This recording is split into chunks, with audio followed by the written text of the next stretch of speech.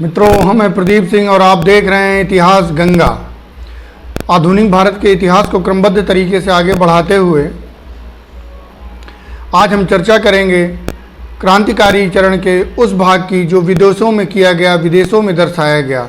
मित्रों, हिंदुस्तान हमारा है, हम हिंदुस्तान के हैं। इस सोच के साथ, इस दृष्टिकोण के साथ केवल भारत की सरजमी पे ही नहीं, भारत के बाहर विदेश में भी इस बात के लिए जनमत किया गया, इस बात के लिए लोगों के साथ ये चर्चा की गई कि ब्रिटिश का शासन जो हिंदुस्तान पे हो रहा है वह कदापि उचित नहीं है। यह लोगों का शोषण है, किसी भी प्रकार का समुचित शासन नहीं है। भारत के बाहर किन किन जगहों पे क्रांतिकारी गतिविधियां हुई, राजनीतिक गतिविधियां हुई और उनके क्या प्रभाव रहे, क्या कारण रहे, कौन कौन लोग उनमें शामिल रहे, इन सब विषयों पे चर्चा करते हैं। जो प्रमुख देश थे जहाँ पे भारतीय क्रांतिकारी गतिविधियाँ हुई, उसमें से सबसे प्रमुख है ब्रिटेन स्वयं, अमेरिका, कनाडा, जर्मनी और फ्रांस, अफगानिस्तान। इन विषयों की जब हम क्रमबद्ध चर्चा करते हैं और कुछ एक नाम हमारे जहन में स्वयं ही उद्भव होते हैं, तो उनमें सबसे प्रमुख नाम है श्यामजी कृष्ण वर्मा का। जी हाँ, श्यामजी कृष्ण वर्मा, जिन्होंने 1905 में इंडियन होम रूल सोसाइटी की स्थापना लंदन में की। इंडियन होम रूल सोसाइटी की स्थापना की और इंडियन सोशियोलॉजिस्ट नाम का एक समाचार पत्र निकाला, जिसके माध्यम से वो विदेश में इस बात की चर्चा करते थे, लोगों को यह बात बताते थे कि किस प्रकार ब्रिटिश का शासन भारत में इतना उत्पात मचाए हुए है, लोगों के जीवन को एक सामान्य स्तर से नीचे पहुंचा दिया है। मित्रों, श्यामजी कृष्ण वर्मा ने एक हॉस्टल का भी निर्माण किया इंडिया हाउस के नाम से, जिसमें तत्कालीन समय में आने वाले जो भी भारतीय छात्र हैं या उस विचारधारा के छात्र या नेता या व्यापारीगण जो भारतीय क्रांतिकारी गतिविधियों में सम्मिलित होना चाहते थे या सम्मिलित हो रहे थे, उनके लिए एक अड्डा बन गया था। इनमें प्रमुख नाम थे वीर सावरकर। जी हाँ, ये वही अभिनव भारत वाले वीर सावरकर हैं। दूसरे लाला हरदयाल, मदन लाल धींगरा, इस तरह के नाम थे जिनकी काफ़ी चर्चा हुई और इन्होंने बहुत ही विशिष्ट कार्य भी अपने क्षेत्र में किए। 1906 आते आते द टाइम्स तथा अन्य प्रकार के समाचार पत्रों में श्यामजी कृष्ण वर्मा की काफ़ी फजीहत हुई, आलोचना की गई, जिससे उन्होंने अपने कार्यक्षेत्र को बदल दिया। कार्यक्षेत्र बदलने के बाद वो पेरिस चले गए और श्यामजी कृष्ण वर्मा की अनुपस्थित में वीर सावरकर, वीडी सावरकर, विनायक दामोदर सावरकर, जिनका पूरा नाम है, उन्होंने कमान संभाली। और इसी समय लंदन प्रवास के समय ही the first Indian independence war of 1857 नाम की एक पुस्तक लिखी, जिसे भारत का प्रथम स्वतंत्रता संग्राम भी कहा जाता है। उसके बाद नासिक षड्यंत्र केस में उनका नाम आया, उनको वापस पुनः भारत बुलाया गया, उनके ऊपर केस चला, सज़ा सुनाई गई, काला पानी भेज दिया गया। जो दूसरा महत्वपूर्ण नाम है वो है मदन लाल धींगरा का।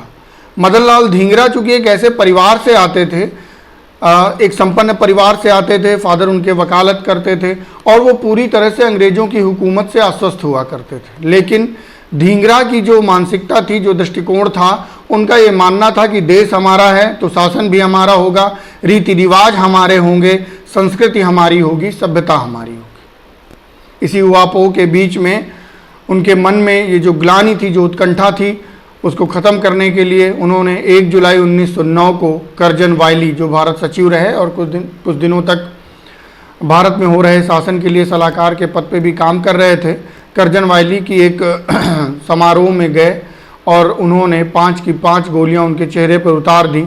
एक गोली वो स्वयं को मारना चाह रहे थे, लेकिन फिर अंग्रेजी अफसरों ने उनको पकड़ लिया, प्रताड़ित हुए और बाद में वीर गति को प्राप्त हुए। इस प्रकार जब हम श्यामजी कृष्ण वर्मा की बात कर रहे थे तो मैं ये भी बताता चलूं कि वो संस्कृत के बहुत अच्छे विद्वान थे। एक बार वो पूना में संस्कृत में भाषण दे रहे थे, तभी मोरियन कॉलिंस नाम के एक अंग्रेज अफसर ने उनका भाषण सुना और उनको ऑक्सफोर्ड में संस्कृत भाषा के सहायक प्रोफेसर के रूप में नियुक्त किया। इस कारण से वो आते हैं लंदन और फिर उनका संपूर्ण कार्यकाल भारतीय क्रांतिकारी गतिविधियों को भारतीय पक्ष में लोगों से चर्चा करने और एक जनमत इकट्ठा करने के रूप में बीता। बाद में वो पेरिस गए, पेरिस से फिर वो स्विट्ज़रलैंड गए और स्विट्ज़रलैंड में ही जिनेवा में उनका स्वास्थ्य खराब हुआ और उनकी अंतिम सांसें हुई, वो वीरगति को प्राप्त हुए। मित्रों, ये सारे कथानक को बताने के साथ मैं श्याम जी कृष्ण वर्मा के उन 4 या 5 बिंदुओं को स्पष्ट कर दूं जो यदा कदा या बहुतायत परीक्षा में पूछे जाते हैं। सबसे पहला तो 1905 में इंडियन होम रूल सोसाइटी की स्थापना की थी। इंडिया हाउस नामक एक हॉस्टल की स्थापना की थी। इंडियन सोशियोलॉजिस्ट नाम के समाचार पत्र का प्रकाशन करते थे और अंतिम समय उनका स्विट्जरलैंड जिनेवा में बीता। ये बहुत ही रेयर क्वेश्चन है लेकिन कई बार आया है, नेट की भी परीक्षा में पूछा गया है और UPSC, UPPSC, TGT, PGT, BEO etcetera etcetera सारी परीक्षाओं में पूछा जाता है। ये जब कथानक आगे बढ़ता है तो एक महिला का नाम बहुत तेजी से प्रखरता के साथ लिया जाता है और उनको हम बड़े आदर के साथ, बड़ी श्रद्धा के साथ भारतीय क्रांति की जननी, the mother of Indian revolutionary भी कहते हैं। जी हाँ, मैं बात कर रहा हूँ मैडम भीकाजी रुस्तम के.आर. कामा की। मैडम मुंबई के एक पारसी परिवार में पैदा होती हैं। बहुत ही संपन्न परिवार है और अंग्रेज़ों की रहनुमाइयत को मानने वाला परिवार है। लेकिन जैसे कि मदन लाल धिंगरा के बारे में मैंने बताया था, वैसे ही मैडम का भी ये सोचना था कि ये देश हमारा है तो इस पे हुकूमत भी हमारी ही होगी। उन्होंने एक नारा भी दिया था कि हिंदुस्तान हमारा है, हम हिंदुस्तान के हैं। पिछले अंकों में जब हम चर्चा कर रहे थे तो हम लोगों ने चर्चा की थी कि 1896-97 में पूना में प्लेग के रूप में बहुत बड़ी महामारी फैली थी और प्लेग कमिश्नर रैंड और हेमस्ट की हत्या चापेकर बंधुओं ने की थी। उसी समय चूंकि जब भारत के पूना क्षेत्र में त्राहिमाम मचा हुआ था तब मैडम भीकाजी कामा ने नर्स के रूप में बहुत लंबी सेवा दी। लोगों के घरों को जाकर वहाँ साफ सफाई कराकर जो भी यथास्थित उपलब्ध थी दवाइयाँ उनको देना, लोगों के मध्य यह प्रचारित करना कि किस प्रकार इस संक्रामक बीमारी से दूर रहा जा सकता है। बहुत सेवा की और सेवा करने के दौरान ही वह स्वयं इस प्लेग नामक महामारी से संक्रमित होती हैं। संक्रमण के बाद जब उनका अच्छे से इलाज नहीं हो पा रहा होता है तो वो लंदन जाती हैं, लंदन में अपना इलाज कराती हैं। ये समय लगभग 1901 या 1902 का था जब वो लंदन जाती हैं। जब वो कुछ स्वास्थ्य लाभ प्राप्त करती हैं तो उसके बाद चूँकि हृदय में तो दृढ़ संकल्प है कि भारत की आज़ादी के लिए कुछ विशेष कर गुजरना है, तो फिर वो वहाँ पे लोगों के मध्य इस विषय का प्रचार करती हैं। जो क्रांतिकारी गतिविधियों से जुड़े हुए लोग हैं उनसे चर्चा करती हैं, उनको एकत्र करती हैं और कार्यक्रम आगे बढ़ता है। इसी समय वो सरदार सिंह जी राणा के साथ काम करती हैं। श्याम जी कृष्ण वर्मा से भी उनका तारुफ होता है और वो अपने कार्य को बहुत ही प्रखरता के साथ आगे बढ़ाती है। उनके जो संपूर्ण क्रांतिकारी जीवन में एक जो विशेष घटना है वो विशेष घटना ये है कि अगस्त 1907 को जर्मनी के स्टुटगार्ट में अंतर्राष्ट्रीय समाजवाद कांग्रेस का आयोजन किया जाता है। इंटरनेशनल सोशलिस्ट कांग्रेस का आयोजन किया जाता है जहां भारत के प्रतिनिधि के रूप में मैडम भीकाजी कामा पहुंचती हैं। वहां अनोखा दृश्य देखती हैं। वो देखती क्या है कि संपूर्ण देश के प्रतिनिधित्व के रूप में उनका ध्वज लहरा रहा है, लेकिन जहां भारत का है, जहां भारत का सिटिंग पॉइंट है, उसके पीछे ब्रिटेन का झंडा लहरा रहा है। बहुत ही आश्चर्यचकित होती हैं और हृदय से बहुत ही पीड़ित भी होती हैं। वो आनन फानन में जाती हैं, वापस लौटकर और एक नवीन तिरंगे का निर्माण करती हैं। ये मैं बताता चलूँ कि मैं जिस तिरंगे की बात कर रहा हूँ वो वर्तमान जो हमारा राष्ट्रीय ध्वज है तिरंगा, उसके जैसा नहीं है, लेकिन वो भी तिरंगा ही है। तिरंगे का प्रारूप क्या है? तिरंगे में 3 रंग हैं। सबसे ऊपर हरा है, मध्य में पीला है और अंत में लाल है। जहाँ पे हरा रंग है वहाँ पे 8 कमल क्रमशः बने हुए हैं जो 8 भारतीय प्रांतों का इंगन करते हैं। मध्य में लिखा हुआ पीले रंग की पट्टी है जिसमें वंदे मातरम लिखा हुआ है। जी हाँ, वंदे मातरम, जिसके विषय में मैं पहले बता चुका हूँ कि यह बंकिम चंद्र चटर्जी की पुस्तक आनंद मठ से लिया गया एक गीत है जो कि तत्कालीन समय में आंदोलनों की जीवनधारा रही है और आज भी जब हम किसी आंदोलन में शामिल होते हैं या हृदय से बहुत ही उत्तेजित होते हैं तो वंदे मातरम का गान करते हैं। ये हमारा राष्ट्रीय गीत है, वहाँ वंदे मातरम लिखा हुआ है।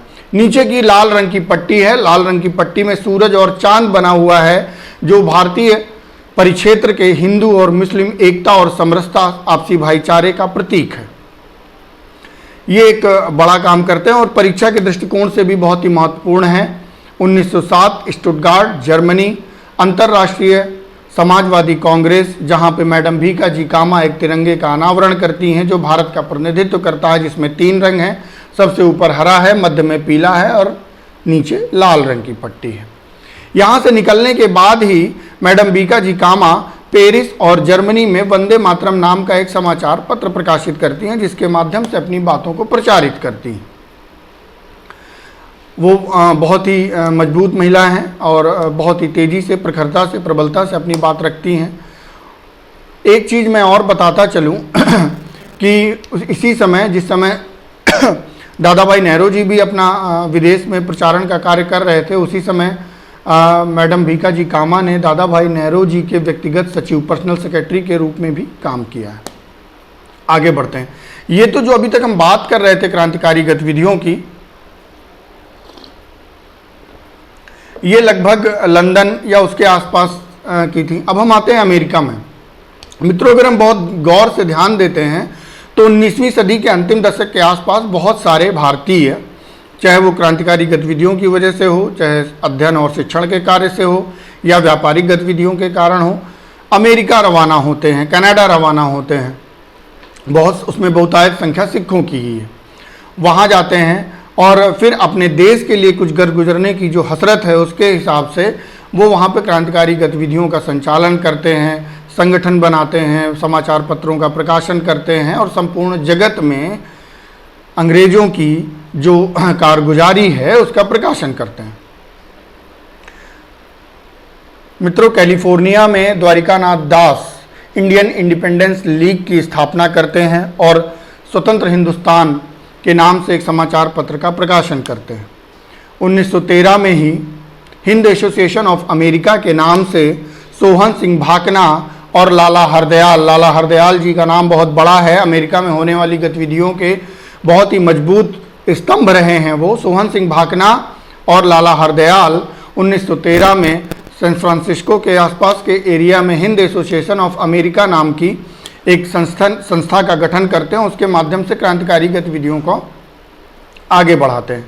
1857 में जो गदर हुआ था, 1857 में जो क्रांति हुई थी, उसकी स्मृति मनाते हैं। स्मृति के बाद वो गदर नाम की एक पत्रिका का प्रकाशन करते हैं, गदर पार्टी प्रारंभ करते हैं और युगांतर आश्रम की भी स्थापना करते हैं। मैं जब युगांतर आश्रम की बात कर रहा हूँ तो मैं कुछ पीछे जाता हूँ और ये बताता हूँ कि कलकत्ता में बारिंद्र कुमार घोष और भूपेंद्र नाथ दत्त के सानिध्य में जो युगांतर समाचार पत्र प्रारंभ हुआ था, उसी की स्मृति में वो यहाँ पे युगांतर आश्रम की स्थापना करते हैं, जहाँ पे पढ़ने लिखने वाले बच्चे, क्रांतिकारी लोग वो आके रहते हैं, आपस में चर्चा करते हैं और अपने कार्य का संचालन करते हैं। गदर पार्टी की ओर से ही गदर नाम का एक समाचार पत्र भी प्रकाशित किया जाता है, जो कि हिंदी, उर्दू, पंजाबी, मराठी, गुरमुखी नामक भाषाओं के अंकों में प्रकाशित किया जाता है और एक अंक पख्तूनी में भी निकलता है। मित्रों, एक बहुत ही रेयर क्वेश्चन कभी कभी पूछा गया है, जो भी जोशीली कविताएं होती थी, देशभक्ति से ओतप्रोत कविताएं होती थी, उसका एक अंक गदर में अलग से निकलता था और वो गूंज नाम से निकलता था, गूंज नाम से। मित्रों में प्रश्न पूछा गया है, याद रखिएगा कि गदर में क्रांतिकारी कविताओं का जो अंक था वो किस नाम से जाना जाता है, तो वह गूंज नाम से जाना जाता था। आगे बढ़ते हैं। अब हम थोड़ा सा कनाडा की तरफ रुख करते हैं। कनाडा में स्वदेश सेवक गृह नाम की एक संस्था की स्थापना होती है, जिसे जीडी कुमार करते हैं और वो स्वदेश सेवक नाम के ही एक समाचार पत्र का प्रकाशन भी करते हैं, जो मुख्यतः गुरमुखी नाम की शैली में लिखा जाता था। फिर यूनाइटेड हाउस ऑफ इंडिया के नाम से, यूनाइटेड हाउस ऑफ अमेरिका के नाम से जीडी कुमार और तारकनाथ दास दोनों मिलके स्थापना करते हैं, उसको चलाते हैं। रामनाथ पुरी जी का नाम भूला नहीं जा सकता है। रामनाथ पुरी सर्कुलर ए आज़ादी नाम से एक समाचार पत्र का प्रकाशन करते हैं उर्दू में। जब मैं मित्रों शुरू में बात कर रहा था तो मैंने विदेश में होने वाले कार्यगुजारियों के रूप में एक स्थान का नाम दिया था, अफगानिस्तान। तत्कालीन समय में वो भारत का ही हिस्सा हुआ करता था। वह प्रथम भारतीय अस्थायी सरकार का गठन किया जाता है, जिसके प्रणेता होते हैं राजा महेंद्र प्रताप। बहुत ध्यान से सुनिएगा, कई बार रिपीट करिएगा इसको, बहुत ही महत्वपूर्ण प्रश्न है, छोटी से लेकर बड़ी हर परीक्षा में कई बार पूछा गया है। 1915 अफगानिस्तान, राजा महेंद्र प्रताप एक भारतीय अस्थायी सरकार का गठन करते हैं, जिसके राष्ट्रपति स्वयं राजा महेंद्र प्रताप होते हैं और इसके प्रधानमंत्री बनते हैं बरकतुल्लाह। इसको जर्मनी और रूस अपनी सहमति भी, अपनी स्वीकृति भी प्रदान करते हैं। जब इन सारी घटनाओं की हम बात कर रहे हैं तो दो जहाजी घटनाएं होती हैं। दो जहाजी घटनाएं का मतलब कि वो घटनाओं का संबंध पानी के जहाज़ों से है। नाम है कामागाटा मारू कांड और तोशा मारू कांड। बहुत ही महत्वपूर्ण है, प्रश्न पूछे गए हैं। क्या हुआ था कि जब भारतीय कनाडा जा रहे थे, जैसे मैंने बताया था कि 19वीं शताब्दी के अंतिम दशक में बहुत सारे लोग अमेरिका और कनाडा जाते हैं, तो कनाडा भी जाते थे और मुख्यतः सिख भी जाते हैं, आज भी जाते हैं। और ऐसा माना जाता है कि कनाडा का एक बहुत बड़ा क्षेत्र है जो सिखों से ही आप्लावित होता है। और मित्रों, जब वहाँ पे कोई पॉलिटिकल पॉलिसी बनती है या चुनाव होते हैं तो सिखों का बहुत बड़ा हस्तक्षेप रहता है, ये उनकी ताकत है। तो क्या हुआ था कि तत्कालीन समय में एक नियम कनाडा के सुप्रीम कोर्ट की तरफ से जारी किया गया था कि जो भी भारतीय सीधे भारत से कनाडा नहीं आते हैं उनको कनाडा के तटीय क्षेत्रों से प्रवेश वर्जित होगा। लेकिन 1913 के आसपास क्या होता है, सुप्रीम कोर्ट लगभग 35 भारतीयों को जो सीधे भारत से कनाडा नहीं आए थे उनको प्रवेश की अनुमति देता है। इस नियम से, इस आदेश से उत्साहित होकर Gurudatt Singh German shipping agent mister Boone से एक जहाज किराए पर लेते हैं। उसी जहाज का नाम है कामागाटा मारू। उसमें लगभग 150 गदर पार्टी के सदस्यों को लेकर, जिसमें बहुतायत सिख होते हैं, वो कनाडा की तरफ रवाना होते हैं। जब वो कनाडा पहुंचते हैं तो अचानक से फिर से उस आदेश में फेरबदल हो जाता है और फेरबदल के बाद क्या होता है कि उस जहाज को कनाडा की तटीय सीमा के अंदर प्रवेश के लिए वर्जित कर दिया जाता है कि आप अंदर प्रवेश नहीं कर सकते। अब इस लड़ाई को लड़ने के लिए भारतीयों की तरफ से एक तटीय कमेटी, शोर कमेटी बनाई जाती है, जिसके प्रमुख सदस्य होते हैं हुसैन रहीम, सोहनलाल पाठक और बलवंत सिंह। खैर, काफ़ी लड़ाई चलती है, जद्दोजहद चलती है, बातचीत चलती है, लेकिन कोई प्रतिफल प्राप्त नहीं होता है और अंग्रेज़ों के हस्तक्षेप से पुनः वो जहाज़ कलकत्ता के बजबज मंगवाया जाता है। और बजबज में जब वो उतरते हैं तो उनके ऊपर सरकारी कार्रवाइयाँ होती हैं, लड़ाइयाँ भी होती हैं। करीबन 18 क्रांतिकारी मारे जाते हैं, अन्य को जेल होती है, कुछ को काला पानी होती है, आजीवन कारावास होता है। इस प्रकार से कामागाटा मारू कांड समाप्त होता है। 3-4 प्रमुख चीज़ें हैं, मैं फिर से रिपीट कर रहा हूँ, पूछे जाने वाला प्रश्न है। कामागाटा मारू ये घटना 1915 में होती है। गुरुदत्त सिंह ने German shipping agent mister Boone से यह जहाज़ किराए पर लिया था। कनाडा के सुप्रीम कोर्ट द्वारा दिए गए आदेशों के फेरबदल के कारण ये घटना संभव होती है। वापस बजबज बुलाया जाता है, अंग्रेज़ों के अत्याचार होते हैं और घटना समाप्त होती है। फिर आते हैं तोशा मारू कांड। तोशा मारू कांड क्या होता है कि ये जहाज़ सिंगापुर जा रहा था, इसमें कुछ क्रांतिकारी गदर पार्टी के ही थे और सिंगापुर इन्फेंट्री के भी कुछ सैनिक थे, जिसमें डुंडे खां, चिश्ती खां जैसे लोग थे। और इसी जहाज़ पे परमानंद भाई अपना एक बहुत ओजस्वी तेजस्वी भाषण देते हैं, जिससे लोग प्रभावित होते हैं और सिंगापुर इन्फेंट्री के जो जवान होते हैं वो विद्रोह कर देते हैं। इसे सिंगापुर क्रांति के नाम से भी जाना जाता है, मित्रों याद रखिएगा। ये भी खत्म होता है। इसी बीच में एक विशिष्ट कांड होता है जिसका लेखन बहुत कम ही पुस्तकों में मिलता है, मैं आपके साथ साझा कर रहा हूँ, कृपया ध्यान दीजिएगा। सिल्क पेपर कांड, और बहुत गौर से कहूँ तो पीली सिल्क पेपर कांड। मौलवी उबैदुल्ला सिंधी अब्दुल्ला हसन को एक पीले रंग के सिल्क के कागज़ पर कुछ फारसी में क्रांतिकारी गतिविधियों संबंधी कुछ जानकारी साझा करते हैं और जब ये जानकारी साझा करते हैं तो वो सिल्क पेपर पकड़ लिया जाता है और पकड़ने के बाद दोनों को पकड़ा जाता है और उनके ऊपर फिर से वही सरकारी कार्रवाइयाँ होती हैं। इस प्रकार ये जो घटना होती है सिल्क पेपर कांड के नाम से जानी जाती है। तो मैं जब बात कर रहा था अमेरिका के और लंदन की क्रांतिकारी गतिविधियों की, तो बार बार एक नाम साझा हो रहा था, लाला हरदयाल का।